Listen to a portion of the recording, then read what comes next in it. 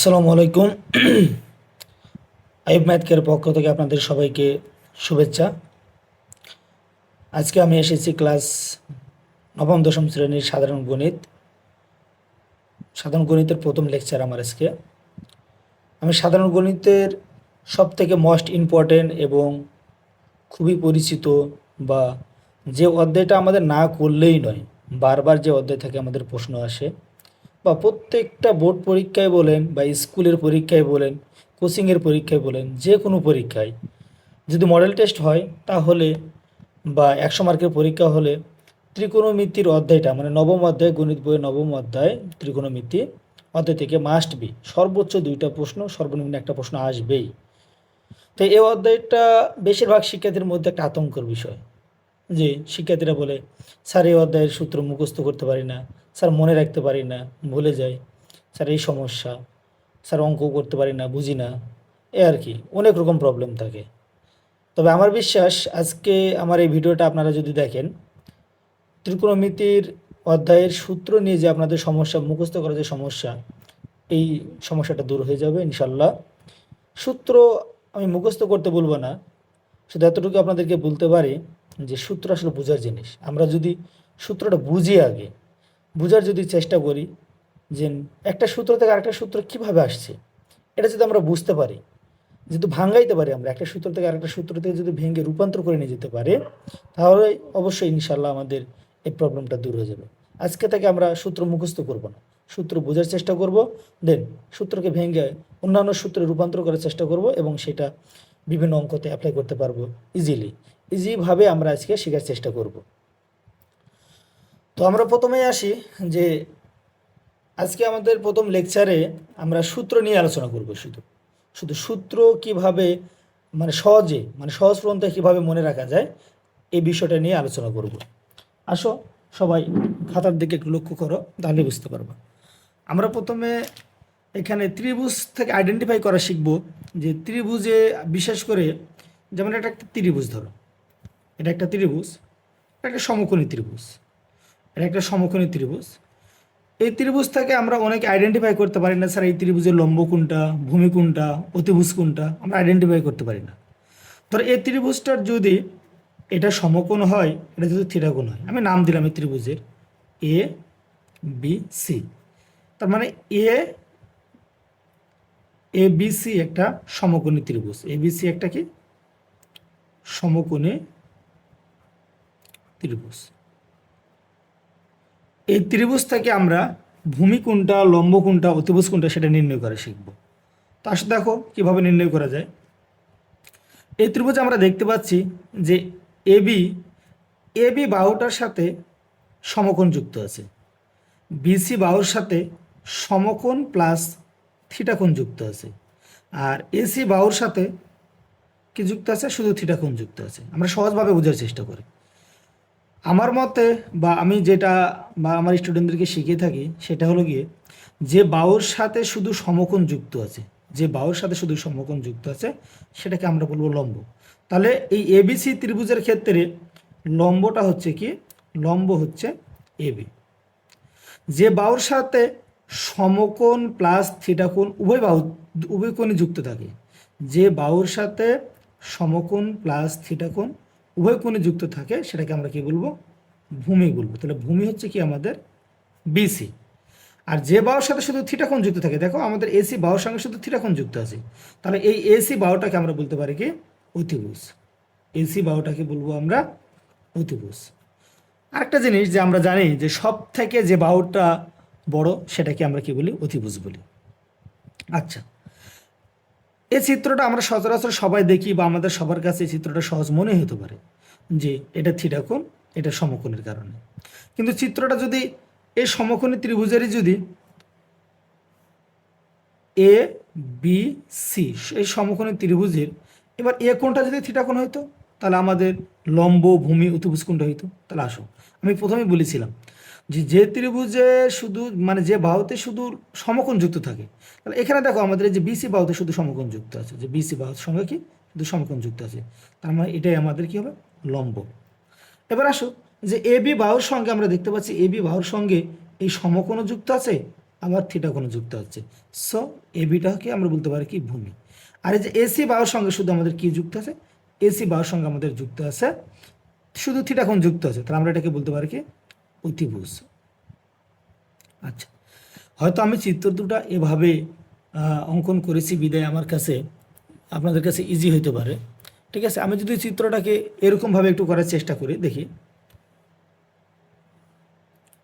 হয়তো আপনারা বুঝতে পারছেন আর কি।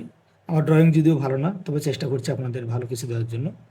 এটাকে আমি সমকোণ ধরলাম, এটাকে থিটা কোণ ধরলাম, এটার নাম দিলাম এ বি সি, এটা নাম দিলাম আমি। তাহলে এবিসি একটা সমকোণী ত্রিভুজ যদি হয়, এটা সি কোণটা সমকোণ আর বিটা থিটা কোণ।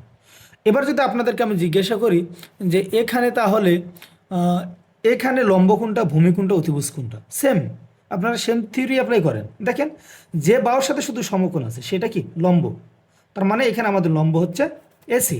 আমি বলেছিলাম যে বাহুর সাথে সমকোণ যুক্ত থাকবে আবার কি থিটা কোণ যুক্ত থাকবে সেটাকে আমরা কি বলবো, ভূমি বলবো। আর যে বাহুর সঙ্গে শুধু কি যুক্ত থাকবে, থিটা কোণ যুক্ত থাকবে, সেটা হবে কি অতিভুজ। তাহলে দেখো আমরা ইজিভাবে এখন একটা ত্রিভুজ দেখে আমরা বলে দিতে পারবো যে কোন ত্রিভুজের কোন, মানে একটা ত্রিভুজ দেখে আমরা ইজিলি বলতে পারবো যে কোনটা লম্ব, কোনটা ভূমি, কোনটা অতিভুজ। অতি সহজে আমরা সেই কথা মানে জিনিসটা বলতে পারি। আমরা আমাদের গণিত বইয়ের পৃষ্ঠা নম্বর 176 পৃষ্ঠা যদি দেখি, তাহলে আমরা দেখতে পাচ্ছি ছকের মধ্যে কাজ আছে, অনেকগুলো কাজ আছে। কাজের মধ্যে আমরা মোট 6টা ত্রিভুজ দেখতে পাচ্ছি। 6টা ত্রিভুজের মধ্যে আমি আপনাদেরকে বি নম্বর যে ত্রিভুজটা আছে সেটা নিয়ে একটু আলোচনা করে দেখাবো। এই ত্রিভুজটাতে আমাদের মান দেওয়া আছে, একটা মান দেওয়া আছে 12, 9, 15। তাহলে 12টা কি আমাদের এখানে আবার কোণ আছে, দেখো সমকোণে একটা থিটা কোণ কিন্তু একটা থিটা কোণ আছে, একটা ফাই কোণ আছে। তাহলে এই যে থিটা কোণের জন্য লম্ব কী হবে, ভূমি কী হবে, অতিভুজ কী হবে, আবার ফাই কোণের জন্য লম্ব কী হবে, ভূমি কী হবে, অতিভুজ কী হবে, এটা আমরা কীভাবে বের করব। বা আমি এই একটা করে দিচ্ছি, আপনারা বাকি যেগুলো আছে সেগুলো বের করার চেষ্টা করবেন ইনশাল্লাহ। আশা করি আপনারা যদি এই জিনিসটা বুঝে থাকেন তাহলে অবশ্যই বাকিগুলো আপনারা বের করতে পারেন। আসুন আমরা দেখি যেটার থেকে আমরা কীভাবে লম্ব, ভূমি, অতিভুজ বের করতে পারি। তাহলে আমরা দেখতে পাচ্ছি, আমি খাতায় চিত্রটা একটু অঙ্কন করে নিয়েছি, আমরা দেখতে পাচ্ছি এটা। তাহলে আমি যদি প্রথমে থিটা কোণের জন্য বের করি, থিটা কোণের জন্য থিটা কোণের জন্য যখন বের করব, থিটা কোণের জন্য যখন বের করছি তখন এটা হচ্ছে সমকোণ, আমরা এটা হচ্ছে থিটা কোণ। তাহলে সেম নিয়ম আগেটা আমরা অ্যাপ্লাই করি। তাহলে যে বাহুর সঙ্গে সমকোণ থিটা কোণ দুটাই যুক্ত সেটাকে আমরা কি বলতে পারি, লম্ব, ভূমি বলতে পারি। তাহলে এই ত্রিভুজে ভূমি হচ্ছে কত, 9। তাহলে যে ত্রিভুজের সাথে শুধু সমকোণ যুক্ত তাহলে সেটাকে আমরা কি বলবো, লম্ব। তাহলে এই ত্রিভুজের লম্ব হচ্ছে কত, 12। আর অতিভুজ কত, তাহলে হচ্ছে অতিভুজ হচ্ছে শুধু থিটা কোণ যুক্ত আছে, তাহলে সেটা হচ্ছে কত, 15। এটা আমরা থিটা কোণের জন্য বের করলাম। এবার ফাই কোণের জন্য যদি বের করি, ফাই কোণের জন্য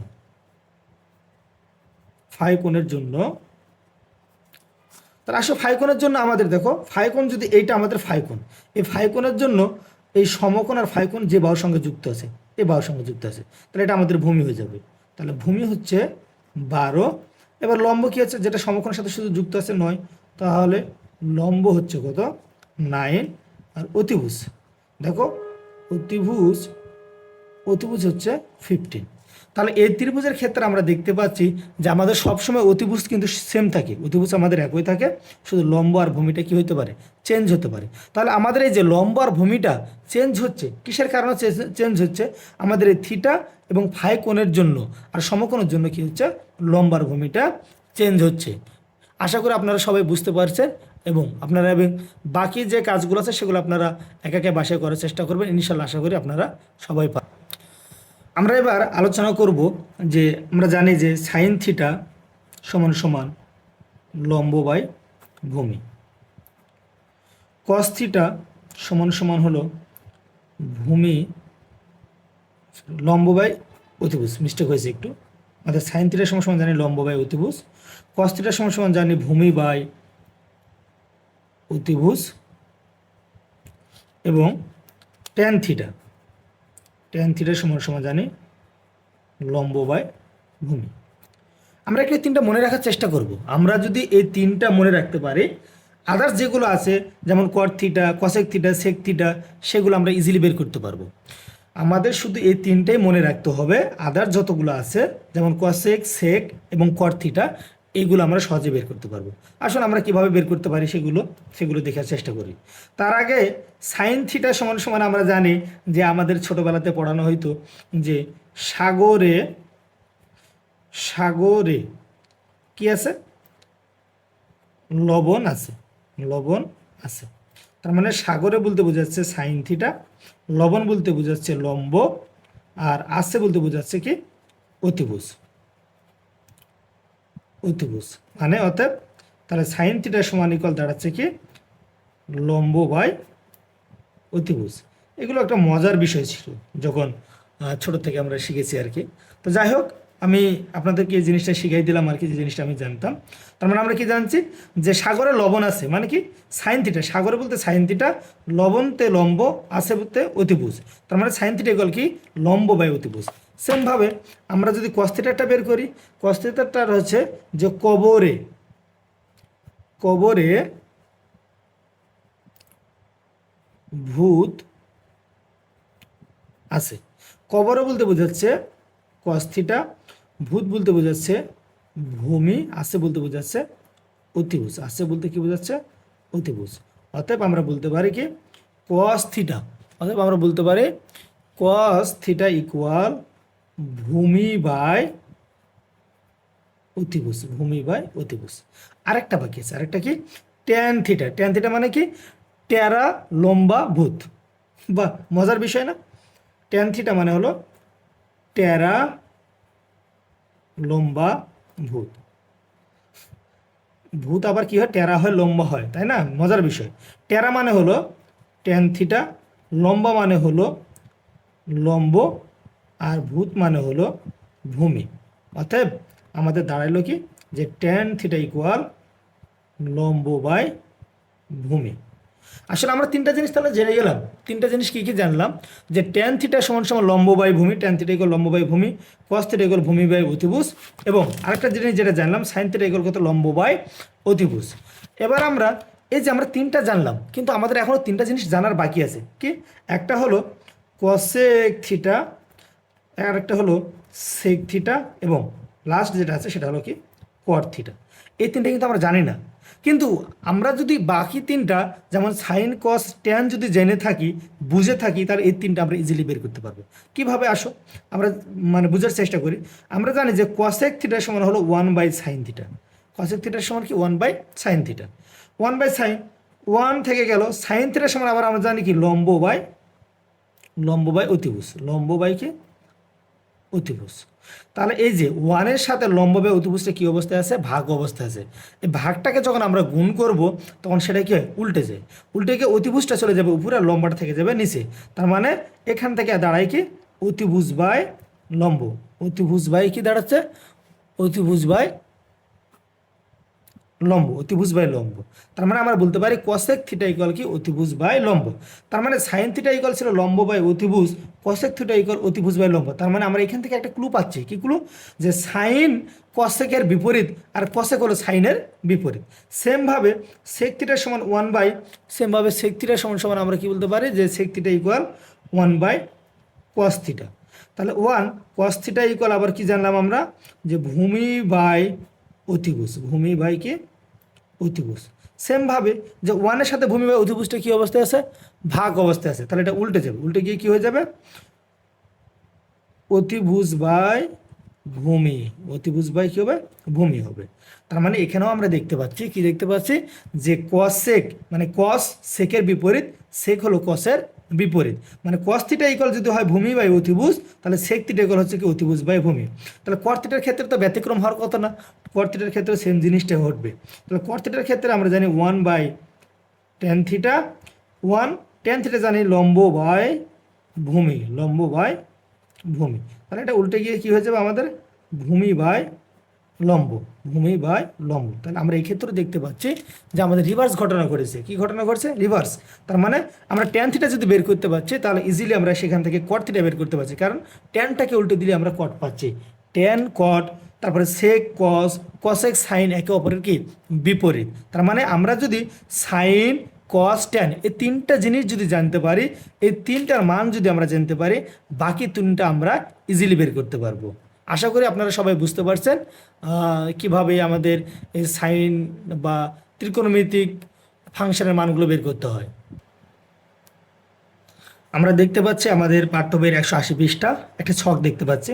এই ছকে বেশ কিছু সূত্র আছে।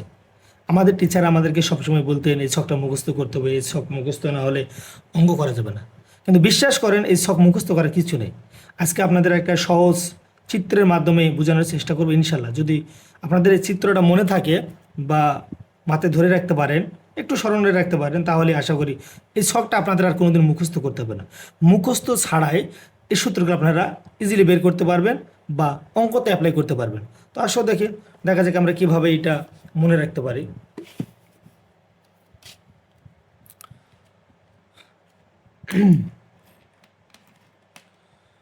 আমরা সবাই জানতাম যে ত্রিভুজ কাকে বলে। তিনটি বাহু দ্বারা আবদ্ধ ক্ষেত্রকে ত্রিভুজ বলে। চতুর্ভুজ কাকে বলে? চারটি বাহু দ্বারা আবদ্ধ ক্ষেত্রকে কলম লিখছে না, তিনটি বাহু দ্বারা আবদ্ধ ক্ষেত্রকে কি বলে? ত্রিভুজ বলে। আবার চতুর্ভুজ কাকে বলে? চারটি বাহু দ্বারা আবদ্ধ ক্ষেত্রকে কি বলে? চতুর্ভুজ বলে। এটা আমরা ছোটোতে পড়েছি বা এখনও পড়ি আমাদের জ্যামিতির অধ্যায়গুলোতে। কিন্তু পঞ্চভুজ কাকে বলে? তাহলে পাঁচটি বাহু দ্বারা আবদ্ধ ক্ষেত্রকে পঞ্চভুজ বলে। কিন্তু আমরা এই ত্রিকোণমিতির ওই ছকটাকে মনে রাখার জন্য আমরা ষষ্ঠভুজ সম্পর্কে জানবো একটু। ষষ্ঠভুজ তাহলে কাকে বলে? ছয়টি বাহু দ্বারা আবদ্ধ ক্ষেত্রকে ষষ্ঠভুজ বলে। কাকে বলে? ছয়টি বাহু দ্বারা আবদ্ধ ক্ষেত্রকে কি বলে? ষষ্ঠভুজ বলে। তাহলে আমাদের এই যে এখানে ছয়টা বাহুর আমাদের ছয়টা কোণ আছে, কোণ ধরো ছয়টা বিন্দু বা কোণ যাই ধরতে পারো আর কি, ধরলাম। আমি এই ছয়টার এখন নাম দিব। এটার নাম দিলাম ট্যান থিটা, আর বিপরীতে লিখলাম কট থিটা। এখানে দিলাম সাইন থিটা, এই বিন্দুটার নাম দিলাম কসেক থিটা। এটার নাম দিলাম, এই বিন্দুটার নাম দিলাম কস থিটা, আর এটার নাম দিলাম কি? Sec theta. এই যে আমাদের যে ছয়টা বিন্দু ছিল সেই ছয়টা পয়েন্ট বা বিন্দুর নাম আমরা দিয়ে দিয়েছি। একটার নাম দিয়েছি ট্যান, মানে আমাদের এটাকে বলে আনুভূমিক রেখা বলা হয়। এটাকে আপনারা জানেন কি না যে সমান্তরাল বরাবর মানে আনুভূমিক বরাবর যে রেখাটা যায় সেটাকে বলা হয় কি? আনুভূমিক বরাবর। আপনারা চতুস্তলিকের সম্পর্কে হয়তো জেনেছেন, এটাকে চতুস্তলিকে বলে। এটাকে বলা হয় এক্স অক্ষ, আর এটাকে বলা হয় এক্স ড্যাশ অক্ষ। এটাকে বলা হয় ওয়াই অক্ষ, আর এটাকে বলা হয় ওয়াই ড্যাশ অক্ষ। তার মানে আর এটাকে মূল বিন্দু, দুটি রেখা যে বিন্দুতে মিলিত হয় সেটাকে বলা হয় কি? মূল বিন্দু। তো এখানে আমরা এক্স ড্যাশ ও এক্স বা এক্স ও এক্স ড্যাশকে আমরা বলতে পারি কি? আনুভূমিক রেখা, আনুভূমিক রেখা। আর ওয়াই ও ওয়াই ড্যাশকে আমরা বলতে পারি কি? উলম্ব রেখা। তো এখানে আমরা দেখতে পাচ্ছি যে ট্যান আর কটটা আনুভূমিক বরাবর আছে। সেমভাবে আমরা সাইনের সাথে এই কসের একটা সম্পর্ক তৈরি করে দিই, আর কসের সাথে সেকের একটা সম্পর্ক তৈরি করে দিই। তাহলে এই যে ট্যানের সাথে কটের সম্পর্ক করলাম, সাইনের সাথে কসেকের সম্পর্ক করলাম, কসের সাথে সেকের সম্পর্ক করলাম, এই যে এরা সবাই এখানে এসে মিলিত হয়েছে। এই মিলিত বিন্দুটার নাম দিলাম আমি কি? ওয়ান। কি নাম দিলাম? ওয়ান দিলাম। আমরা ধরতাম মিলিত বিন্দু মানে ও, আমি এটার নাম দিলাম কি? ওয়ান। তা আসো এখান থেকে আমরা কিভাবে ওই ছকটাকে এইখানে মানে সহজে ওই ছকের মানগুলো এখান থেকে বের করতে পারি। আমার ওই ছকে ছিল প্রথমে যে সাইন থিটা ইকুয়াল কি? আসো তো আমরা যদি এখানে দেখি সাইন কার সঙ্গে যুক্ত আছে? কসেকের সাথে। মিডিলে কি আছে? ওয়ান। তার মানে আমি বলতে পারি না সাইন সাইন কি কসেকের বিপরীত। তার মানে আমি বলতে পারি সাইন থিটা ইকুয়াল কত? 1/কসেক থিটা। তারপরে আছে আমাদের কস থিটা আছে, তার মানে কি কস থিটার সঙ্গে আমরা বলতে পারি না 1/সেক থিটা। আবার আছে ট্যান আছে আমাদের, তাহলে আমরা কি বলতে পারি না যে ট্যান থিটা ইকুয়াল কি? 1/কট থিটা। আচ্ছা, আমাদের এই তিনটা গেল। এবার আমরা যদি বাকিগুলো বের করার চেষ্টা করি, কিভাবে? তাহলে বাকিগুলো যদি বের করার চেষ্টা করি, আমরা কস থেকে সেক বের করলাম, মানে কসের মান বের করলাম। এবার আমরা যদি সেক জানতে চাই তাহলে সেক থিটা ইকুয়াল লিখতে পারি 1/ কি? Cos theta. যদি কসেক জানতে চাই তাহলে কসেক থিটা ইকুয়াল 1/সাইন থিটা, এবং কোয়াট থিটা ইকুয়াল কি? 1/ট্যান থিটা। আমাদের পাঠ্য বইয়ে দেখবেন যে যে টেবিলটা আমি একটু আগে দেখাইছি, আবারও আমি দেখাচ্ছি সেই টেবিলটা, এই টেবিলটা দেখেন।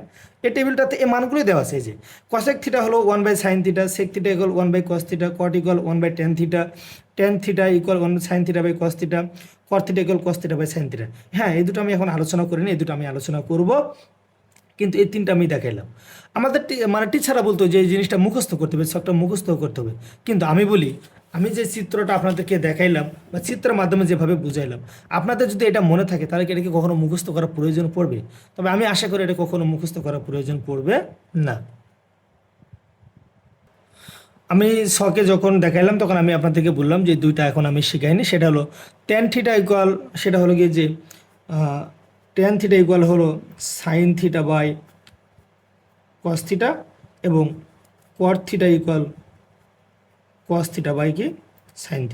এই দুটো আমি শখ থেকে কীভাবে বের করব, আসো এই দুটো আমরা একটু জানার চেষ্টা করি আমরা কীভাবে বের করব। আনুপাতিক সম্পর্ক, এই যে এই দুটো যেটা বের করবো এই দুটার নাম হলো আনুপাতিক সম্পর্ক। কি বলা হয়? আনুপাতিক সম্পর্ক। আনুপাতিক সম্পর্ক, আনুপাতিক সম্পর্কটা কি জিনিস এটা আমরা একটু জানার চেষ্টা করি যে আনুপাতিক সম্পর্কটা কি। ষড়ভুজের, এই ষড়ভুজের যে কোনো শীর্ষের আমরা এটাকে ধরতে পারি অথবা এটাকেও ধরতে পারি, যে কোনো শীর্ষের।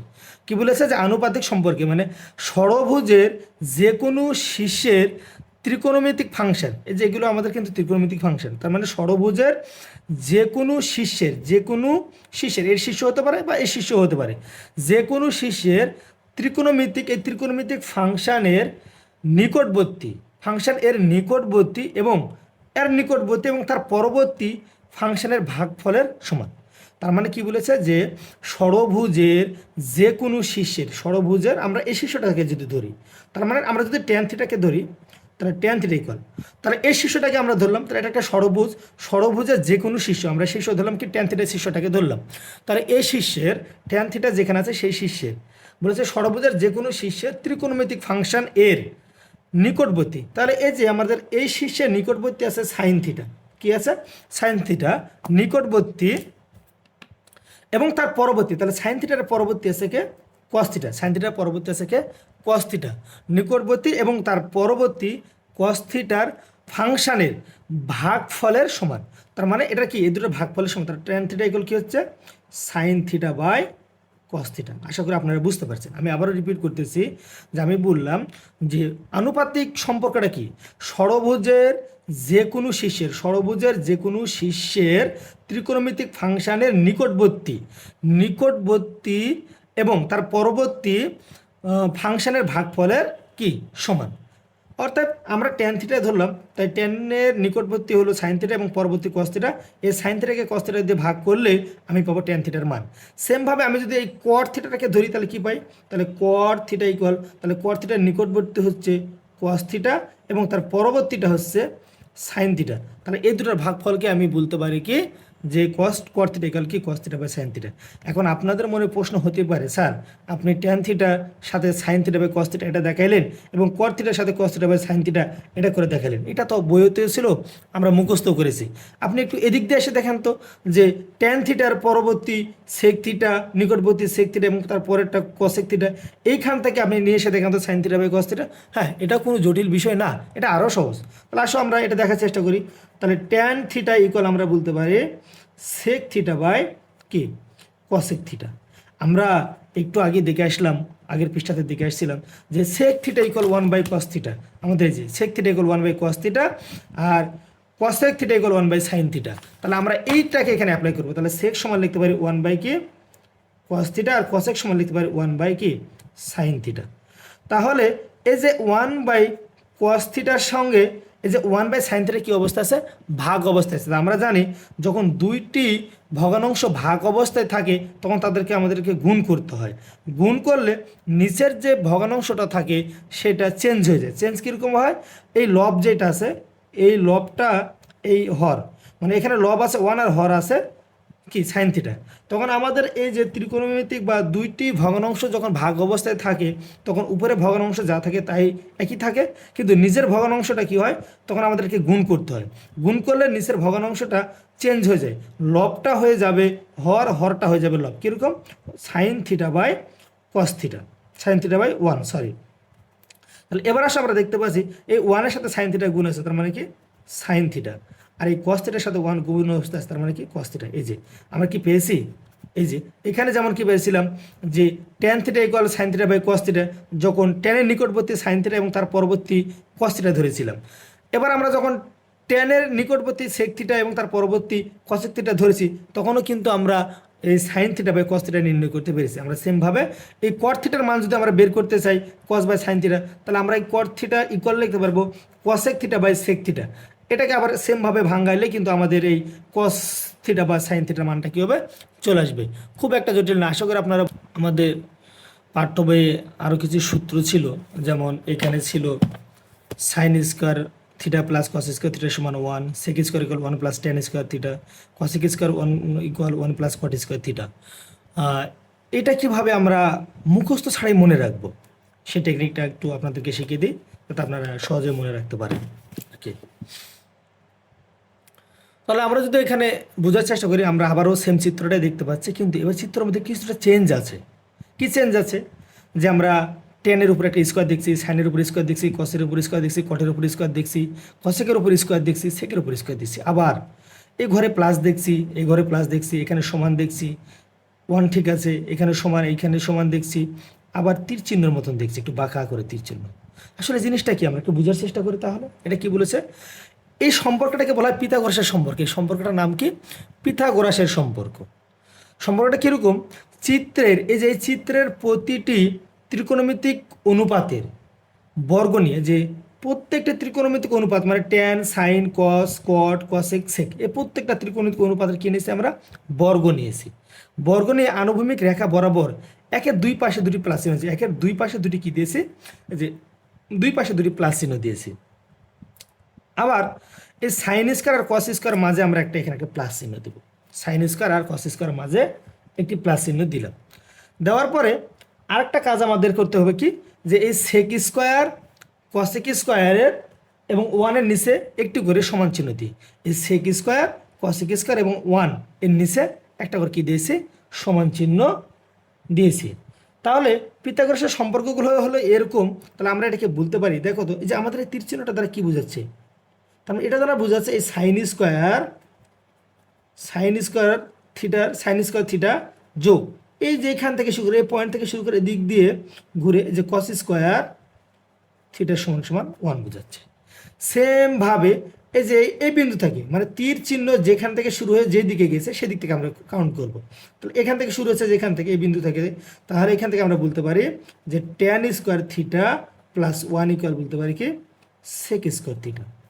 সেমভাবে আমরা বলতে পারি যে 1 plus cot square theta equal কি কসেক স্কোয়ার থিটা। তো আশা করি যে আমি যে জিনিসটা বুঝাইতে চাইলাম, যে আমরা এই যে sine square plus sine square theta plus cos square theta সমান 1, tan square theta plus 1 equal sec square theta, 1 plus cot square theta equal cosec square theta, এটা সবাই আমাদেরকে মুখস্থ করতে বলতো। কিন্তু আমরা যদি এই চিত্রটাকে মনে রাখতে পারি, এই চিত্রটা যদি আমাদের চোখের সামনে আমরা এক থেকে দুইবার যদি আমরা একটু প্র্যাকটিস করে এক একে করার চেষ্টা করি, তাহলে চিত্রটা আমাদের মনে হয়ে যাবে। চিত্রটা মনে হলে এই মানগুলো আমাদের ইজিলি মনে হয়ে যাবে, আমাদেরকে এটার মুখস্থ করে রাখতে হবে না। এতক্ষণ পর্যন্ত এই সূত্রগুলো নিয়ে যা যা আলোচনা করেছি, আশা করি আপনারা সবাই বুঝতে পারছেন। এই সূত্রগুলো আবার প্রমাণ করা যায়। এই সূত্রগুলো আবার কি করা যায়, প্রমাণ করা যায়, বা একটা সূত্র থেকে অনেকগুলো সূত্রতে রূপান্তর করা যায়। ঠিক আছে, তো যদিও আমার ভিডিওটা লং হয়ে যাচ্ছে,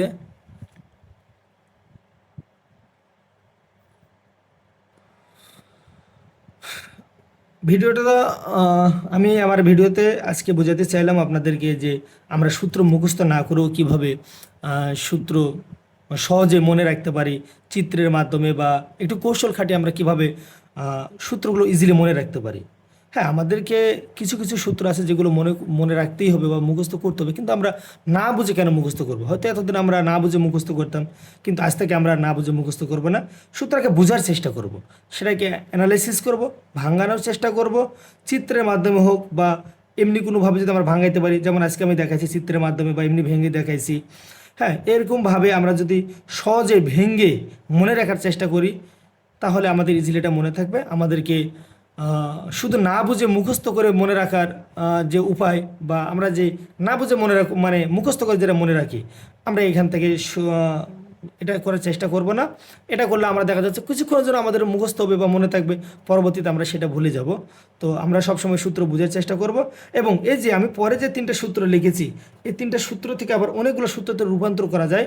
আমি এটা সহকারে দেন আপনাদের পরীক্ষাতে আসে এরকম মোস্ট ইম্পর্টেন্ট কিছু অঙ্ক, যেগুলো একদম বাধ্যতামূলক, বেশি না, কয়েকটা অঙ্ক আপনাদেরকে করাবো, যে অঙ্কগুলো করলে 100% আল্লাহ রহমান রাহিম যদি চায় আপনারা 100% পরীক্ষাতে কমন পাবেন ইনশাল্লাহ। এরকমই আপনাদেরকে কিছু মানে সূত্রর ব্যাখ্যা, মানে সূত্রগুলো থেকে আর কী কী সূত্রতে রূপান্তর করা যায়, এবং বেশ কয়েকটা ম্যাথ, বেশি না, খুব কয়েকটা 5 থেকে 7টা ম্যাথ আপনাদেরকে প্র্যাকটিস করাবো ইনশাল্লাহ। আশা করি এই ত্রিকোণমিতি অধ্যায় 9.1 থেকে যদি প্রশ্ন আসে, আমার করানো অঙ্কের বাইরে থেকে কোনো প্রশ্ন হবে না। আল্লাহ রহমান রাহিম যদি চায় ইনশাল্লাহ এর মধ্যে আপনারা 100% কমন পাবেন, এতটুকু বিশ্বাস রাখতে পারেন। পরবর্তী ভিডিও পাওয়ার জন্য বা পরবর্তী ক্লাস পাওয়ার জন্য আমার চ্যানেলটিকে অবশ্যই বেশি বেশি সাবস্ক্রাইব করবেন, এবং লাইক, শেয়ার বা কমেন্ট করতে ভুলবেন না। Thank you. আপনারা আমার ভিডিওটি অবশ্যই দেখবেন। আমার সাথে থাকার জন্য আপনাদেরকে অসংখ্য ধন্যবাদ।